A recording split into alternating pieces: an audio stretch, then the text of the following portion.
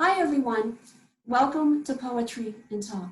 Poetry and Talk is a new online interviewing platform for poets to share their poetry, background, and inspiration. We're so grateful that you've checked in with us and that you're watching today. We have a new guest poet to introduce you to. We're into our second week of poet recording, and we hope that you've had a moment to check out some of our videos on social media on our Facebook page, Poetry and Talk. We hope that with each poet interview, that you walk away with a little something new, whether it's a new insight, a new perspective, a new idea, a new way of looking at things. Sometimes a little thing can lead to a big thing. We hope primarily for the poets that with each poet interview, that you draw some inspiration and that also you draw some things from the practical level as well. Thank you again for watching. I'm Leslie Sue, host for Poetry and Talk. I'd like to welcome our guest poet for today. Her name is Andreena Leanne. Welcome. How are you? Hi, I'm fine. Thank you. Thank you for inviting me to share some poems. Well, we're delighted that you're here, Andreena.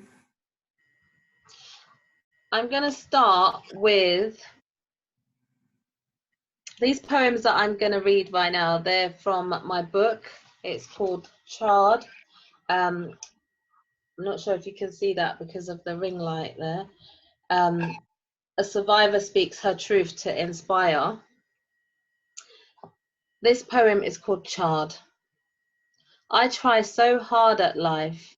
I do everything I can all of the time to occupy my mind in order to forget.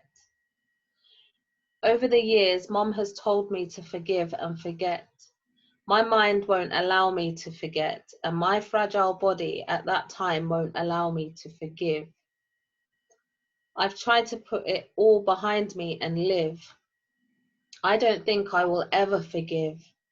My life now is not that hard, but my past life is scarred, charred, blackened like tar. If only I could go for a lifelong drive in my car. I try so hard at life every time so I can forgive and forget. Mum said, what's done is done, now move on. I have moved on. Until, at least until something goes wrong and brings me back. Or something goes right and I feel like I don't deserve that delight. This plight has no end in sight, and I don't think I will ever be all right. Yeah, that's called Charred. Well, there's a lot going on with that poem. Thank you for sharing that. Can you elaborate, Adrena, with that poem for us? So that poem is about it's about the difficulties that I've faced in my life. It's about struggles that I've had. It's mainly about one particular struggle that I've had.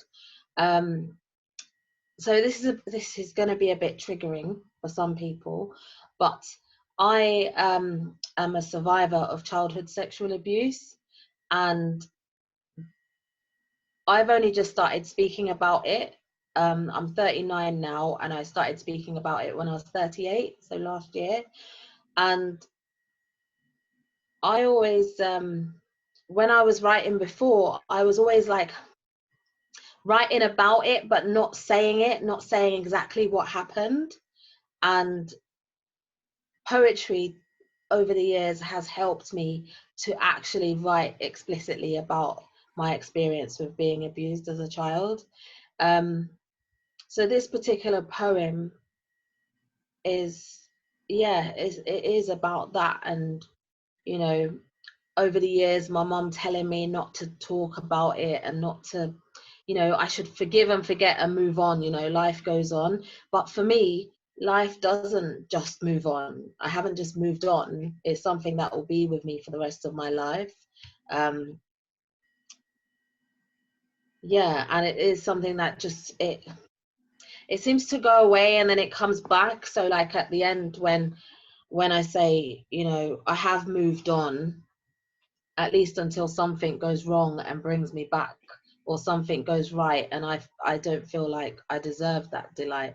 It's about, yeah, this thing just plaguing me my whole life, in different ways. That's what the poem is about. Charred. And the reason why the book is called Charred, because I wanted to call it Scarred, but my publisher was like, you know, you're not scarred, you know, you've gone through a lot in life and you've come out the other end. You know, what I see is tons of resilience. You know, there's a lot of resilience in you and a lot of resilience in your poetry, so I think you should call it Charred. And yeah, so this is what a piece of charred wood actually looks like. And that piece of wood is actually going to last another 50 to 100 years longer after being gone through that process. So yeah, I'll just read you what it says at the back of the book as well, and I think that will give you a gist of what it says, what the whole poetry book is about. There is a strong correlation between childhood trauma and mental health issues. I suffer with PTSD and depression and use poetry to write honestly about the multitude of issues I have experienced in my 39 years. I have found writing to be hugely therapeutic. While I recognize the value of professional therapy, my poetry has helped me to come to terms with some of these issues. If they're not already doing so, I hope to inspire the readers of this book to speak and write their truth. We don't have to be qualified writers to write down how we feel. Honesty is the only qualification for this kind of work, and we don't have to share it unless we want to. Think of a piece of wood that has been exposed to the flames. You may think of it as damaged, and it's true, it has been burnt and blackened, but it's still resilient and much stronger after going through this process. Think of me as a piece of charred wood. And yeah, that's what it says at the back of the book. Mm-hmm. That's so well written, and I really commend you for, you know, coming forth with this, and you know, and you know, coming to terms with it, and finding a healing avenue with poetry. So is it correct, Andreena, that the entire book, in terms of the poetic subject matter, does cover this in various angles and whatnot? Yeah, the book covers different issues that I've been through in my life. So, you know, I write about mental health, I write about homelessness, I write about my relationship. I'm in a same-sex lesbian relationship, so I write about that. I write about friendships and life. My life experiences in general is what I've written about in this book. There are a couple of poems, one in particular that I wrote during lockdown called Child Abuse, when I was thinking about all the children during this pandemic who are being abused at home. I kept on thinking about them because school is often a place where children seek refuge. You know, they go to school and get away from their abuser. In this pandemic where we've all had to stay at home, we're having to stay with the abuser. So I've been thinking a lot about children during this difficult time that we're having. This book only came out 2 weeks ago. It was on the 9th of October it was released. It was published. The poems are 6 years worth of poems that I've been writing, but there are some recent ones in there as well. Like, you know, I said, I wrote one about child abuse. Sorry, my cat seems to want all the attention. Look, Kitty, there you go. There you are, you're on Zoom. It was a pretty cat. She's like right under my arm going like this. Wanted to come on to say hi.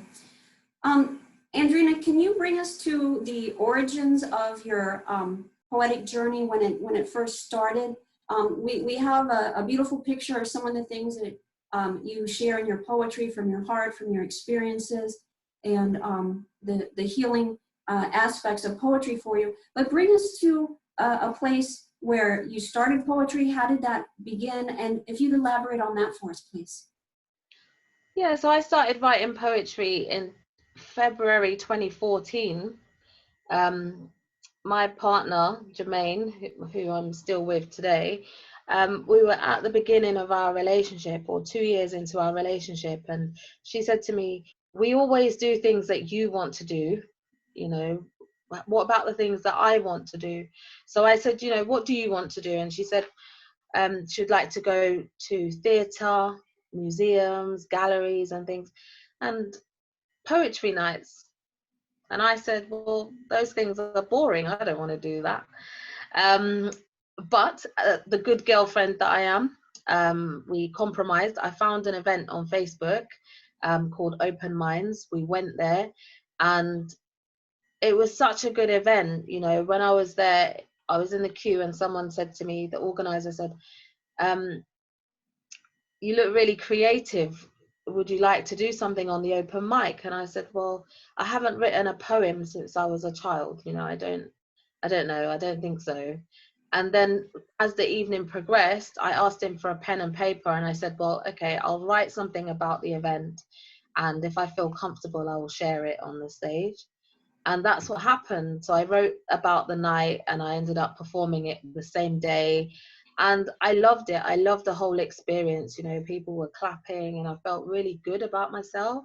And because of the troubled background that I do have, I don't have any family or anyone telling me how great I am or how good I am at anything. So when I did that poem and everyone started clapping, I just loved that feeling.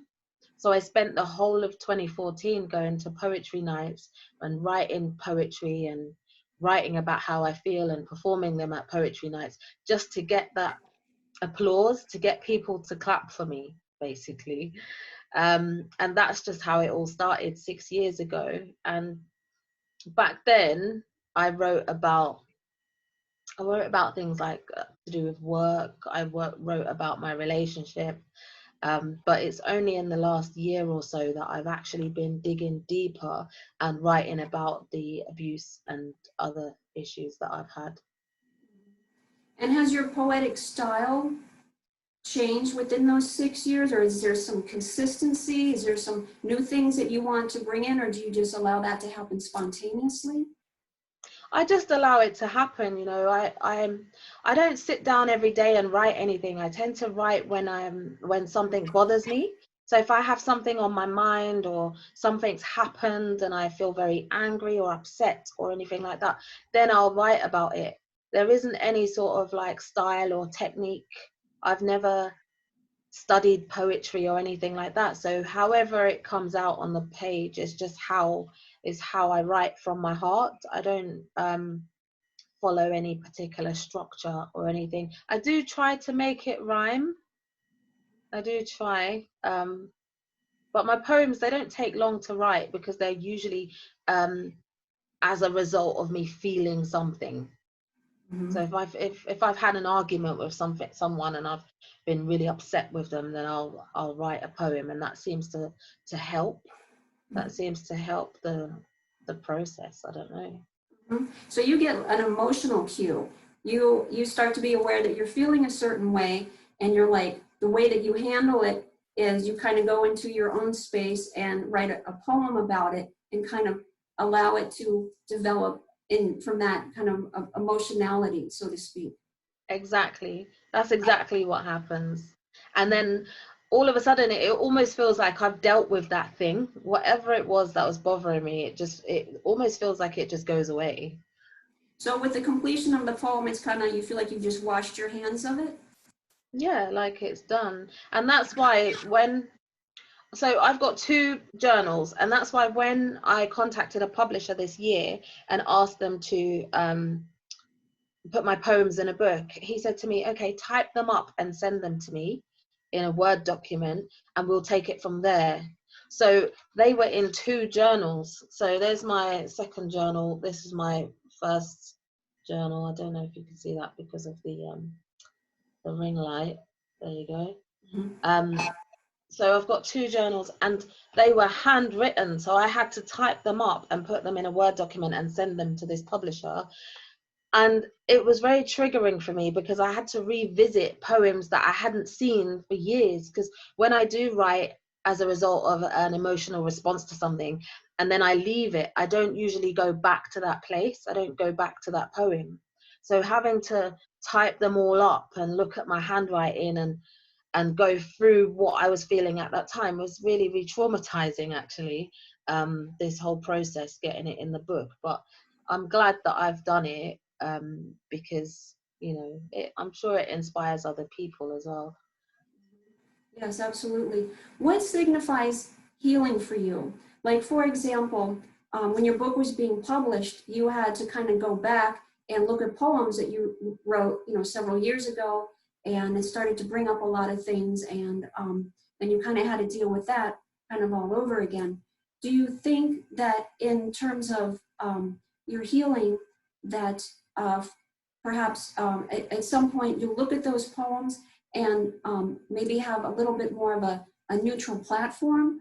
Or how do you interpret the healing for you in correlation to the poetry in terms of your healing being fully healed or close to healing, so to speak? Yeah, I feel like having them all in this book is like closure of a chapter for me now. So although I don't think I will ever be fully healed, with the whole abuse thing that happened, 30 years ago, I don't think I'll be healed from that, but I think that I've gone through a process where I'm able to write about it and talk about it and recite it without crying.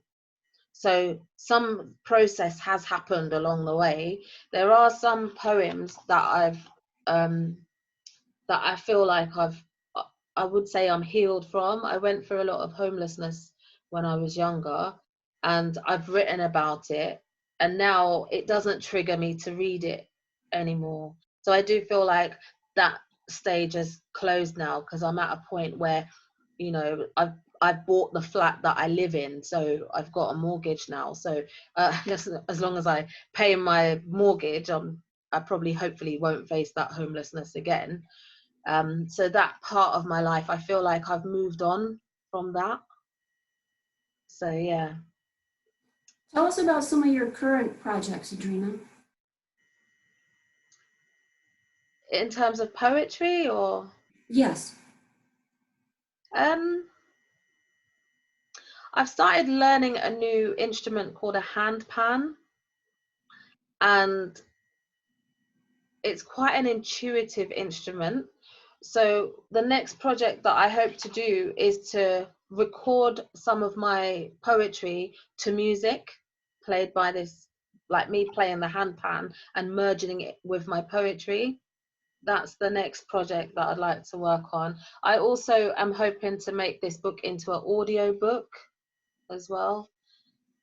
So those are just two projects relating to the book that I'm working on at the moment.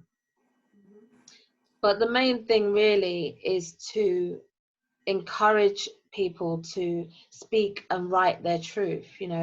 I've got two poems that repeat in this book. Well, it's one poem that repeats. It's called Speak Your Truth. It's at the beginning and it's also at the end, as a reminder to people to speak their truth, because it's not until you speak your truth that you can actually feel free. There's so much freedom that comes with speaking your truth. There's a lot of challenges with it as well. It's not easy. I'm not saying that it's easy at all. Because when you speak your truth, it usually involves other people, and other people may not like the truth that you're speaking because it involves them. So it is difficult. It's a difficult thing to do, but it's worth it in the long run. Thank you for inspiring us and sharing some of your story with us and reading some of your beautiful poetry. Are there any closing comments? We have a few moments, and also please let us know how we can find you and how we can get a hold of your book. So the book is available on Amazon. It's called CHARRED, A Survivor Speaks Her Truth to Inspire. You can find me on Instagram, survivor.andreena.leanne. But yeah, I would like to say to everybody who is writing poetry or starting their poetry journey, just keep going with it, keep writing. For me, I found it hugely therapeutic, and it's changed my life. I would go as far as to say that writing how I feel has changed my life. And you don't have to be Shakespeare to write a poem. You can write from the heart and it's still fine. Like, no one can judge your work or your words or your life experience and say it's rubbish. Like, you have to believe in your writing, believe in yourself, and you just keep going. That's really important. Thank And you. don't let anyone deter you as well. Don't let anyone tell you that you're not good enough or your poetry is not good enough, or don't let anyone try to compare you to any other poets, because everyone's got their own journey. You got your journey and you need to just focus on you and what you're doing. And that's what I tell myself all the time. So yeah, I'd like to end with that. Yes, absolutely. Thank you. Speaking your truth, absolutely. Thank you so much, Andreena. We'd like to thank everybody for watching today. Again, you can find us on Facebook on Poetry and Talk, so please do stay connected with us, like and share. And I'd like to offer thank you again to Andreena for being our guest poet. We wish you much success with all your endeavors, and please come on sometime soon and keep us posted. Thank you, everyone. We'll talk soon on the next episode of Poetry and Talk. Until then, be well and be blessed. Thank you.